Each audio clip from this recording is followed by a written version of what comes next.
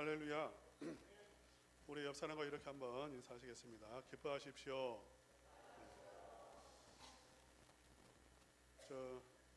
이제 이 메인만 놔두시고요. 다른 마이크는 다 한번 꺼보십시오. 좀 소음이 들리는데 다른 마이크는 다 꺼버리고 이 강대상 마이크만 놔두시고요. 혹시 그 소음이 이것 때문에 날 수 있거든요. 이것도 꺼버리세요. 그냥 이 강단에 있는 스피커도 꺼버리고 한번 이것만 놔두시기 바랍니다. 그렇게 했습니까?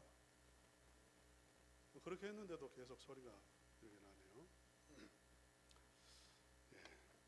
우리 한번 사진 한번 보여주시기 바랍니다. 예. 여러분 보시면 이게 2011년 3월 동일본 대지진 쓰나미 현장을 찍은 사진이에요. 갑자기 지진이 났고요. 진도 9.0 정도 되는 큰 지진이 났고, 그리고 쓰나미가 발생을 했습니다. 평균 높이가 10m이고요. 최대 높이는 30m였어요. 어마어마한 쓰나미죠. 이 쓰나미가 무려 시속 110km로 달려왔습니다. 무시무시한 속도로 달려와서 동일본 그 해안 쪽 있는 도시들, 마을들을 덮쳤는데요. 대략 이때 뭐 이렇게 직간접으로 사망한 사람이 25,000명 가량 됩니다. 엄청난 재난이었습니다. 그리고 태평양 연안에 있는 그런 광대한 지역들이 초토화가 됐습니다. 또 우리가 잘 아시는 대로 후쿠시마 원자력 발전소가 폭발을 했고요. 그 방사능 오염 그 문제는 아직도 해결되지 않고 있습니다. 이러한 거대한 해일, 쓰나미가 덮친 것과 같은 그 상황이 지금 우리가 방금 읽은 호세아 시대에 일어난 상황과 거의 흡사하다고 볼 수가 있습니다. 쓰나미가 덮치듯이 전쟁이 덮치고 있습니다. 우리 한번 그 다음 이렇게 지도 보여주시면은요. 아수르 제국이 급성장했고요. 아수르 제국의 군대가 어떻게 하냐, 쓰나미처럼 이스라엘을 향해서 몰려오고 있는 그런 상황입니다. 쓰나미처럼. 그래서 이스라엘은 이제 눈앞에 닥친 현실이 뭐냐면 전쟁을 해야 된다는 거죠. 소리는 잘 들립니까? 갑자기 또 이 소리가 안 들리니까.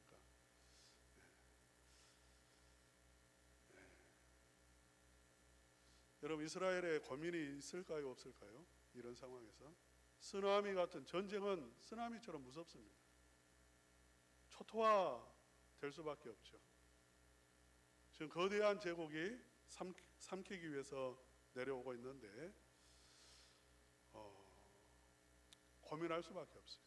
마치 우리 인생에도 마찬가지입니다. 쓰나미 같은 문제가 닥칠 수가 있어요. 쓰나미처럼 크지는 않다 할지라도 내 힘으로는 해결할 수 없는 어떤 문제들이 발생할 수 있습니다. 이러한 상황에서 이스라엘 백성들이 선택한 방법이 무엇이냐면 1절 말씀입니다. 우리 함께 읽겠습니다. 시작. 에브라임은 바람을 먹으며 동풍을 따라가서 종일토록 거짓과 포악을 더하여 아수르와 계약을 맺고 기름을 애굽에 보내도다. 지금 이스라엘 백성들이 이 쓰나미를 피하기 위해서, 이 전쟁을 멈추기 위해서 두 가지 묘안을 생각해 낸 겁니다. 첫째는 뭐냐면 아수르와 계약을 맺는 거예요. 아수르 군대, 그 군대를 멈추기 위해서 아수르로 사신을 보내어가지고 계약을 하는 거죠. 협상을 하는 것입니다. 여러분 같으면 어떻게 하겠어요? 당연하죠. 국가 간에 계약을 맺어 협상하는 거예요. 제가 보니까 이스라엘과 하마스, 아니죠, 가자 지구에 있는 하마스인가요? 그 사람들하고 피가 터지게 싸웠습니다. 그렇게 싸우면서도 물밑으로는 무엇을 진행했죠? 평화 협상을 진행했습니다. 그래서 지난주엔가 그 협상이 타결되었다는 소식을 제가 들었어요. 물밑으로 계속해서 협상하는 거예요. 지금 또 저 러시아 우크라이나 전쟁이 있는데 이 전쟁에서도 마찬가지로 지금 막 이렇게 드론을 날려서 이렇게 공격하고 미사일을 쏘아대고 하지만 물밑으로는 뭐 하고 있을까요? 협상하고 있습니다. 당연한 그러한 방법이죠. 또 하나는 기름을 애굽에 보내도다 이렇게 말했습니다. 기름은 올리브 기름 같은 아주 고급 향료예요. 또 이렇게 필수품들이에요. 이걸 이집트로 보내는 이유가 뭘까요? 협상이 깨지면 지금 뒷배, 이스라엘의 뒷배는 누구냐면 이집트입니다. 그 이집트로 하여금 뭔가 자기들을 도와달라고 구원을 요청하고 있는 거예요. 그러니까 우리가 생각할 수 있는 그러한 방법들을 그 사람들도 생각을 했습니다. 그리고 협상을 진행하면서 또 동맹을 만들어서 그렇게 함께 아수르를 대항하고자 하는 그러한 일들을 행한 거예요. 그런데 이러한 노력이 성공할 수 있을까요? 없을까요? 1절 다시 한번 읽어보겠습니다. 시작. 에브라임은 바람을 먹으며 동풍을 따라가서 종일토록 거짓과 포악을 다하여 아수르와 계약을 맺고 기름을 애굽에 보내도다 이렇게 말씀을 하고 있는데요. 이건 마치 무엇과 같냐면 바람을 먹는 것과 같다 이렇게 말해요. 여러분 바람 먹으면 배가 불러요 안 불러요? 허기가 해결됩니까? 해결되지 않습니까? 예, 해결이 안 돼요. 바람은 아무리 먹어도 배가 부르지 않습니다. 또 동풍을 따라간다 했는데 지금 이 동풍은 사막에서 불어오는 아주 뜨거운 바람이고요. 이 바람이 불면 초목이 시들어 버려요. 좋은 바람이 아닙니다. 이 죽음의 바람이에요. 이스라엘 백성들이 정말 이 쓰나미 같은 어려운 문제에 봉착해서 지금 해결 방법을 찾고 그것이 당연한 방법이지만 그것 가지고는 해결할 수 없다는 것입니다. 오히려 더 화를 자초할 뿐이라는 거예요. 여러분, 이솝 우화에 이런 이야기가 있습니다. 늑대와 양. 한 늑대가 시냇물이 흐르는 상류에서 물을 마시고 있습니다. 그런데 그 밑에 그 상류 밑에 하류에 어린 양 한 마리가 물장난을 치고 있어요. 이 어린 양은 길을 잃은 새끼 양입니다. 그래서 이제 물을 보고 그 물 장난을 치고 있는데 이게 상류에 있는 늑대 그 눈에 포착이 됐어요. 문제가 시작되는 거죠.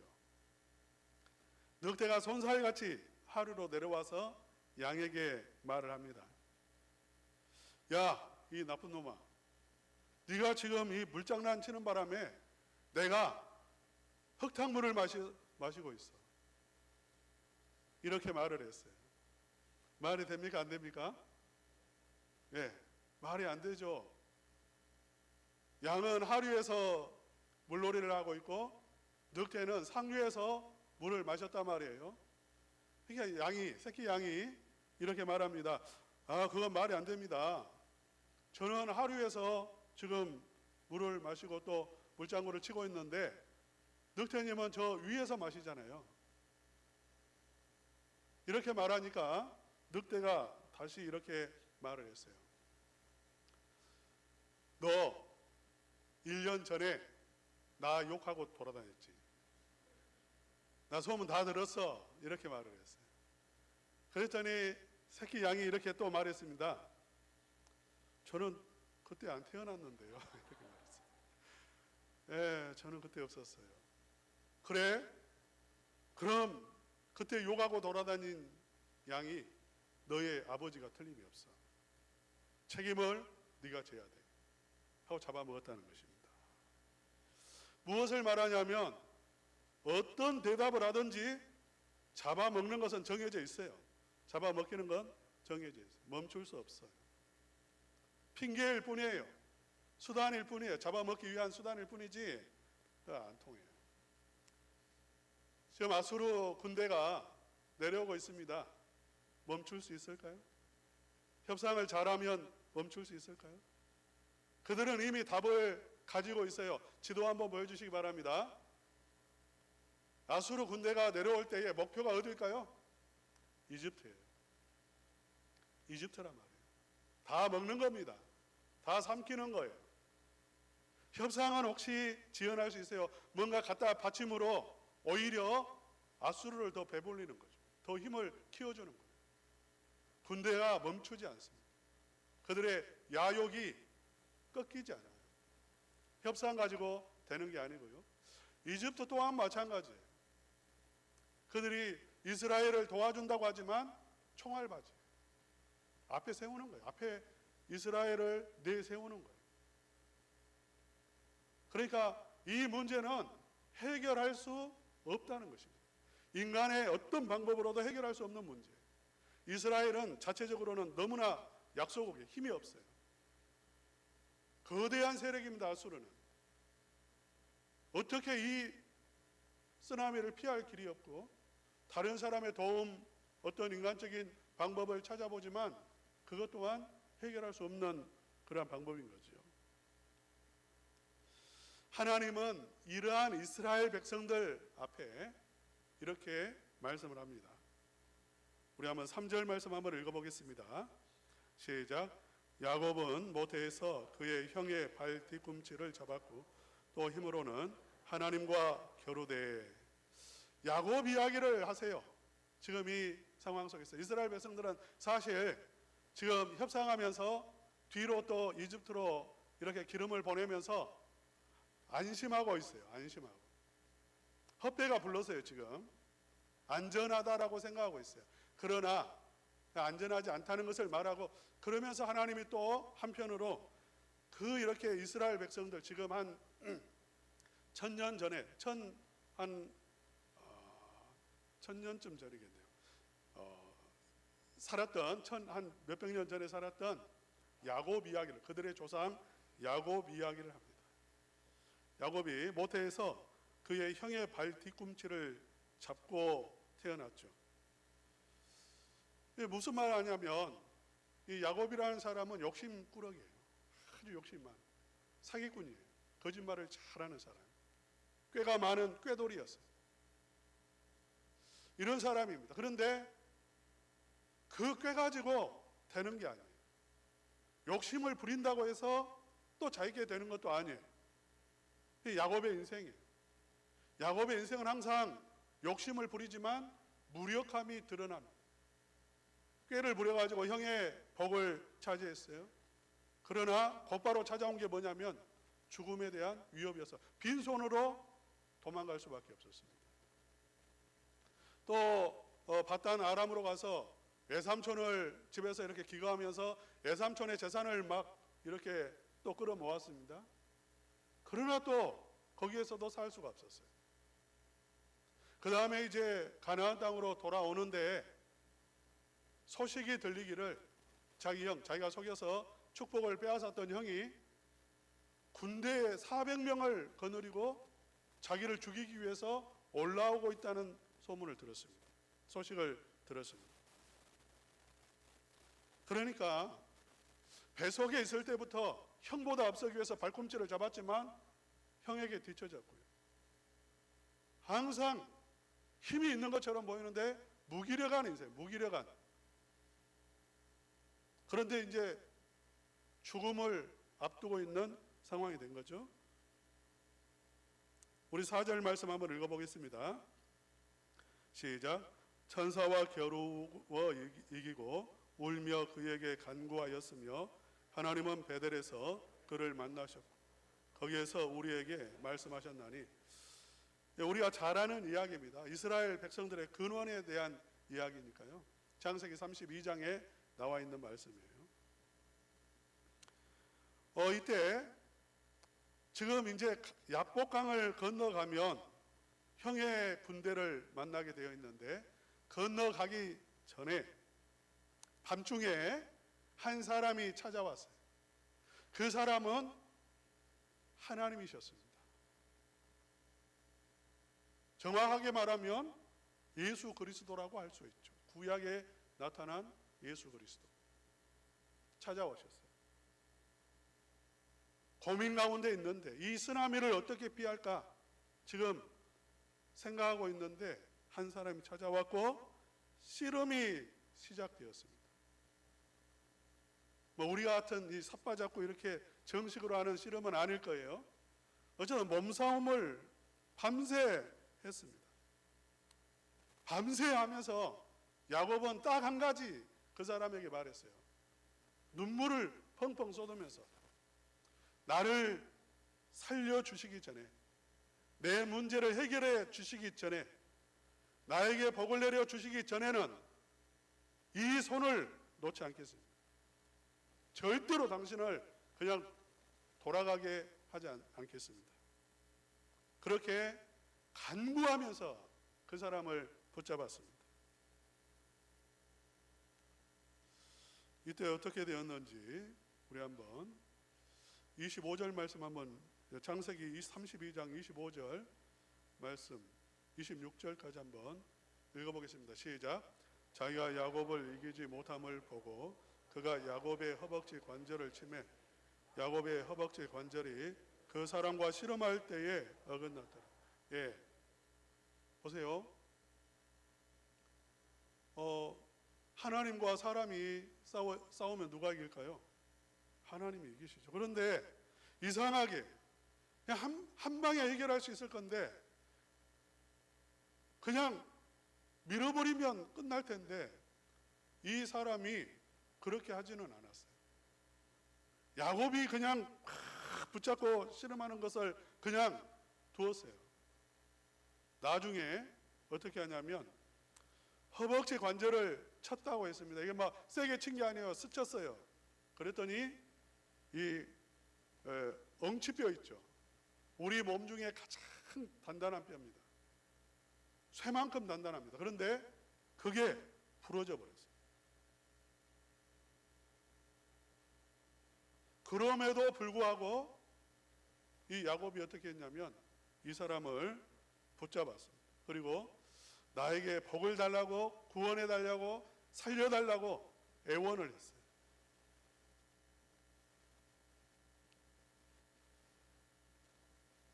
그랬더니 27절과 28절 한번 읽어보겠습니다. 27절에서 28절 시작. 그 사람이 그에게 이르되 내 이름이 무엇이냐? 그가 이르되 야곱이니이다. 그가 이르되 내 이름을 다시는 야곱이라 부를 것이 아니요 이스라엘이라 부를 것이니 이는 내가 하나님과 및 사람들과 겨루어 이겼음이니라. 예. 그 사람이 구약에 나타난 예수 그리스도입니다. 사람의 모습으로 오셨어요. 그가 야곱의 이름을 물어요. 네 이름이 뭐냐? 너의 정체성을 말합니다. 너의 정체가 뭐야? 이렇게 묻는 거예요. 몰라서 묻는 게 아닙니다. 다 알고 계시죠. 이 야곱입니다. 야곱이 뭐예요? 이름이 나 욕심꾸러기요 사기꾼이요. 나는 무력한 존재입니다. 그 고백하는 거죠. 그럴 때에 하나님께서 이렇게 말씀해요. 다시는 야곱이라 부르지 말고 이스라엘이라 부르라. 이는 내가 하나님과 및 사람들과 겨루어 이겼음이니라. 하나님이 절대 지실 분이 아니에요. 그런데 하나님이 이겼다, 네가 이겼다. 그 말은 하나님을 붙잡고 씨름함으로 하나님의 복을 얻어냈다는 것이고 구원을 얻었다는 것이에요. 할렐루야. 그래서 이름을 바꾸었어요. 야곱의 이름을 이스라엘로 불렀습니다. 오늘 이스라엘 그 백성들의 그 이스라엘 그 이름이에요. 그 이름의 뜻이 이거예요. 한번 보여주세요. 이스라엘. 네. 이스라엘이 뭐냐면 엘은 마지막에 나오는 엘은 하나님입니다. 하나님. 엘 샤다이 뭐 이런 거 하나님이에요. 전능하신 하나님. 네. 그런데 이스라 있으라. 이건 뭐냐면 겨루어 이기다 그 말이에요. 싸워서 이겼다 그 말이죠. 이게 이스라엘이라는 이름의 의미는 뭐냐면 하나님과 싸워서 이겼다 그 말이에요. 하나님과 겨루어서 이긴 사람, 그게 이스라엘 백성이에요. 그게 뭐냐면 진짜 하나님과 대항해서 하나님을 대적해서 싸우라는 말이 아니라 하나님을 붙잡으면 어떻게 된다는 거예요? 구원을 얻는다는 것입니다. 하나님을 붙잡고 하나님을 의지하면 하나님의 은혜를 입게 된다는 거예요. 야곱은, 그들의 조상 야곱은 그 어려운 자기 형의 군대를 증오하면서 자기를 죽이기 위해서 군대를 이끌고 오는데 그 문제를 어떻게 해결했는가? 하나님과 씨름함으로 해결했다는 거예요. 이스라엘 백성도 마찬가지입니다. 이스라엘 백성도 지금 이 문제를 어떻게 해결해야 되나? 이 아수르 군대가 지금 쓰나미처럼 몰려오고 있는데 이 문제는 어떤 방법으로 해결해야 되는가? 지금 답을 주고 있는 거죠. 그 다음에 또 하나님께서 이렇게 말씀을 하세요. 5절 함께 읽겠습니다. 시작. 여호와는 만군의 하나님이시라. 여호와는 그를 기억하게 하는 이름이니라. 예, 여호와라는 단어가 나오죠. 여호와는 하나님의 이름이에요. 여호와 하나님 했을 때 하나님의 이름, 하나님이라는 이게 전능자 그런 의미를 가지고 있어요. 여호와가 하나님의 이름인데 이 여호와는 네 단어로 되어 있습니다. 히브리어 네 철자로 되어 있어요. 그러니까 여러분이 보시면 이 여호와가 읽을 때 여러분이 보실 때 이쪽 제가 볼 때는 왼쪽부터 읽고 여러분 보실 때는 오른쪽부터 읽는데 자음이에요. 자음 네 개로 되어 있어요. 제일 앞에 있는 딱 이렇게 위에서 밑으로 하나 끄어진 게 뭐냐면 요드, 그 다음 철자가 헤드, 그 다음 세 번째 자가 무엇이냐면 바브, 그 다음에 해. 이게 요드, 해, 바브, 해 이렇게 되어 있어요. 무엇이라고 읽는지는 사실 우리가 알 수가 없습니다.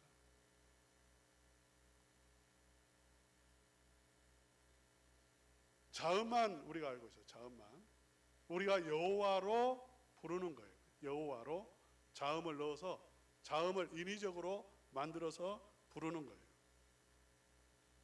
그런데 이 여호와의 이름의 의미가 무엇이냐면 스스로 있는 자, 그런 의미가 있습니다. 그냥 문자적으로만 보면 스스로 계신 분.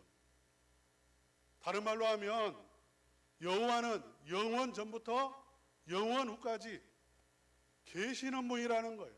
살아계신 분이라는 것입니다. 할렐루야. 하나님이 살아계시는 분이시다는 것으로 자기의 이름을 드러내셨고 또 이 여호와라고 하는 이름의 의미는 무엇이냐면 존재케 하시는 분이에요.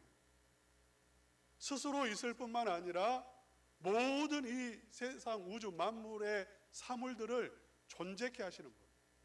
그러니까 창조주라는 의미가 있습니다. 또한 여호와라고 하는 이 이름의 의미 속에는 무엇이 있냐면 약속을 지키시는 하나님, 그러한 의미가 있습니다. 하나님은 스스로 약속하시고 스스로 그 약속을 이루시는 분. 그런데 우리 다시 한번 5절 읽겠습니다. 5절 시작. 여호와는 만군의 하나님이시라. 여호와는 그를 기억하게 하는 이름이니라. 여기서 만군의 하나님 또 이렇게 나와요. 여호와는 만군의 하나님이시니라. 여호와는 그를 기억하게 하는 이름이니라 했을 때에 너희들이 이스라엘이라는 것을 기억하고 또 하나 여호와를 기억하라는 거죠. 그 이름을 기억하라는 것입니다. 여호와는 살아계시고 창조주이시고 약속을 지키시는 하나님이시라는 거고요. 또 하나 만군의 하나님이시다. 다른 말로 하면 이 만군의 하나님은 여호와 체바오트라고 하는 히브리어예요. 군대의 하나님이시다 그 말입니다. 군대의 하나님으로 계시하셨을 때는 무엇을 의미하냐면 우리를 위해서 싸우시는 하나님, 구원하시는 하나님을 의미합니다. 그러니까 지금 쓰나미 같은 아수르 군대가 내려오는데 지금 피할 길이 누구에게 있냐면 하나님에게 있다는 거죠. 여러분 믿습니까? 네, 하나님. 그래서 잊어버렸어요. 그냥 두려워 떨기만 할 뿐이에요. 걱정하고 인간적인 방법만 찾을 뿐인데 이때에 지금 하나님께서는 이스라엘 백성들에게 너희 이스라엘이야. 너희들은 나를 붙잡으면 너희들은 복을 받고 구원을 얻고 살 길이 열려. 이렇게 말하는 것이고 나는 여호와 아니라 만군의 여호와다. 이스라엘 군대의 하나님이시다. 이렇게 말씀하시는 것은 나는 너희들을 위해 싸울 준비가 다 되어 있어. 그 말이에요. 할렐루야. 이것을 잘 알았던 사람이 있습니다. 누굴까요? 네, 다윗입니다. 사무엘상서 17장 45절 말씀 다 같이 한번 읽겠습니다. 시작. 다윗이 블레셋 사람에게 이르되 너는 칼과 창과 단창으로 내게 오거니와 나는 만군의 여호와의 이름 곧 내가 모욕하는 이스라엘 군대의 하나님의 이름으로 내게 가노라. 아멘. 다윗이 골리앗 앞에 나갈 때에 이렇게 외치는 거예요. 골리앗 들으라고 외치는 겁니다. 하나님은 어떤 분이신가? 만군의 하나님이시다. 이스라엘 군대의 하나님이시다. 우리를 위해 싸우시는 하나님이시다. 그렇게 외치면서 나가는 거예요. 너는 칼을 의지하고 창을 의지하고 너의 키를 의지하고 너의 능력을 의지하지 나는 하나님을 의지하고 너에게 간다. 그렇게 말하는 것이고요. 이스라엘 백성들에게 말하는 거예요. 문제 앞에서 두려워 떨면서 숨을 곳을 찾고 있는 이스라엘 백성들에게 하나님 살아계셔. 이렇게 말하는 거예요. 누가 이겼을까요? 다윗이 이겼습니까? 골리앗이 이겼습니까? 예, 다윗이 이겼습니다. 당연하죠. 왜? 다윗과 함께 하시는 분, 다윗을 위해 싸우시는 분이 만군의 하나님이세요. 살아계신 창조주 하나님이십니다. 그러니까 당연히 이기는 거예요. 그러니까 위기를, 우리 인생의 위기를 어떻게 돌파하고 극복하는가? 야곱처럼, 다윗처럼, 믿음의 사람들처럼 하나님을 의지해서 여호와 하나님의 이름을 기억하고 우리가 이스라엘 백성임을 기억하고 믿음으로 나아가라는 것이고 하나님 의지하면 승리한다는 것을 말씀을 하고 있는 것입니다. 지금 이렇게 위기가 온 이유 가운데 하나도 무엇이냐면 이스라엘 백성들이 자초한 거예요. 하나님 잊어버린 거예요. 자기들이 이스라엘이라는 것을 잊어버린 것입니다. 우리 6절 말씀 함께 읽겠습니다. 시작. 그런즉 인애와 정의를 지키며 항상 너의 하나님을 바랄지니라. 아멘. 항상 어떻게 하라고 했죠? 너의 하나님을 어떻게 하라고요? 바랄지어다. 하나님 바라보라는 거예요. 두려워하지 말고 인간적인 방법 찾아가지고 되지도 않는데 이미 답은 정해져 있는데 끝났는데 멸망하는데 헛바람 들이키지 말고 어떻게 하라고 말하냐면 하나님을 바랄지니라. 할렐루야. 하나님 바라보면 구원을 얻는다는 것입니다. 승리한다는 거예요. 하나님은 참 좋으신 하나님이세요. 우리 한번 4절 말씀 한번 읽어보겠습니다. 시작. 천사와 겨루어 이기고 울며 그에게 간구하였으며 하나님은 베델에서 그를 여기까지요. 하나님은 어디에서 그를 만나셨죠? 야곱이 찾아간 게 아니에요. 하나님이 찾아오셨어요. 지금 이 순간에도 하나님은 여러분에게 찾아오셔서 손명옥 목사를 통해서 여러분에게 도전하는 겁니다. 너 지금 고민하고 있지. 너 지금 문제 앞에서, 쓰나미 같은 어려움 앞에서, 네 힘으로 해결할 수 없는 문제 앞에서 절망하고 있지. 절망하지 말고 나를 바라봐. 이렇게 말씀하시는 줄로 믿습니다. 우리에게 말씀하셨나니요. 우리에게 말씀하셨나니. 하나님은 말씀하신다는 거예요. 걱정하지 말라고 말씀하신다는 것입니다. 우리에게 오셔서 말씀해 주세요.